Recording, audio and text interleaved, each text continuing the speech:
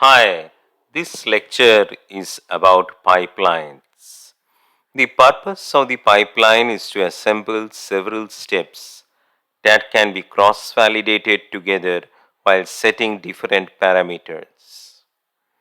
You can sequentially apply a list of transforms and a final estimator. The intermediate steps of the pipeline must be transforms, that is, they must implement fit and transform methods. The final estimator only needs to implement fit. The transformers in the pipeline can be cached using the memory argument. So, what are the steps?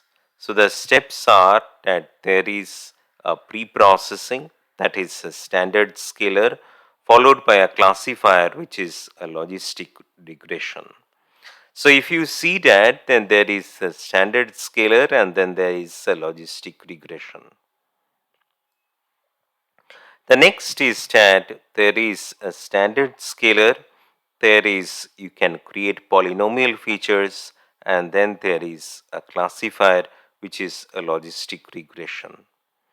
So to combine all these steps together, we have a pipeline which is made up of these steps, and it is called a standard scaler with polynomial features and a linear regression. Now, similarly, now we can make a pipeline for numerical columns as well as categorical columns. For the numerical columns, you have a simple imputer which is a mean, and then there is a standard scaler. For the categorical columns, there is a simple imputer which fills in the missing values, and then there is the one hot encoder. A preprocessor is made up of two components, a categorical preprocessor and a numeric preprocessor.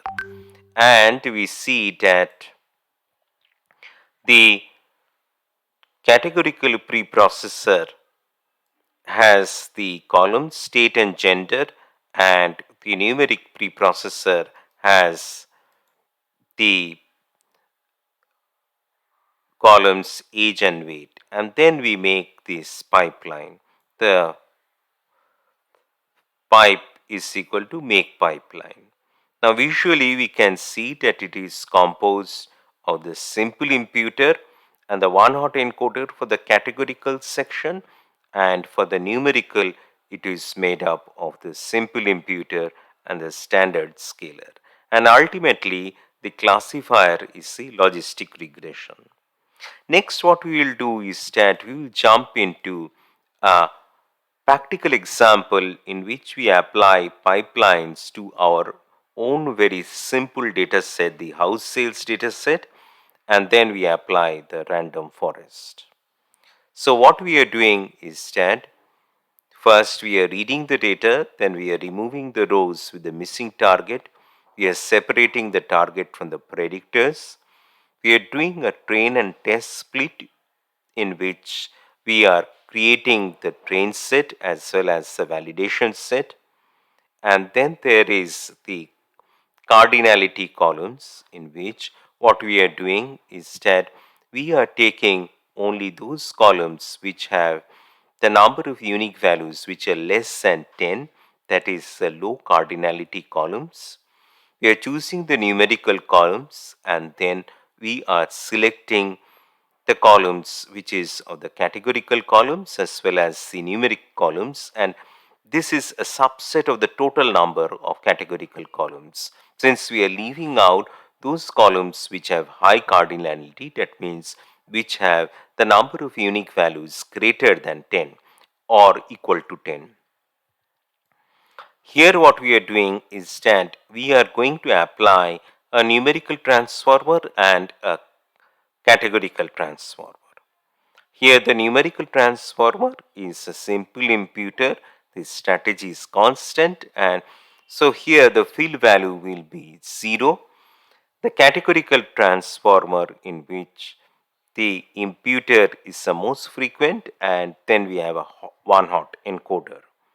What we are doing is that we are doing a pre-processing for the numerical data as well as the categorical data.